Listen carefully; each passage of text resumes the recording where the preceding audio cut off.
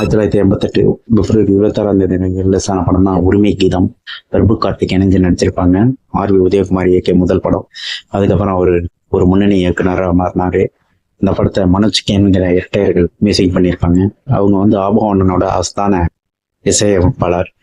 அவங்களோட இசையமைப்பு ஒரு தனி பாணியா இருக்கும். பிஜிஎம்மும் ஒரு டிஃப்ரெண்டா இருக்கும். ப்ளஸ் இந்த படத்துல பிரபு கார்த்திகோட ஆக்டிங் இந்த படத்துக்கு மிகப்பெரிய ப்ளஸ்ஸா இருக்கும். ஒரு ஆக்ஷன் வித் சென்டிமெண்ட் கலந்த சப்ஜெக்டா இருக்கும்.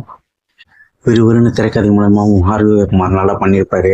இந்த படத்துக்காக அறிமுக இயக்குனர் சினிமா எக்ஸ்பிரஸ் அவார்டு வாங்கினாரு.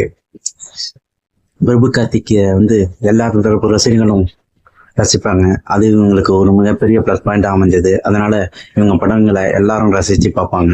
இந்த படம் ஒரு 100 நாட்கள் மேல ஓடிய ஒரு வெற்றி படமாகவும் கமர்ஷியல் ஹிட்டாகவும் இருந்தது. அந்த வருஷம் இந்த படமும் ஒரு வெற்றி படம். அந்த படத்தை பார்த்து ரசிக்கலாம் இப்ப கூட.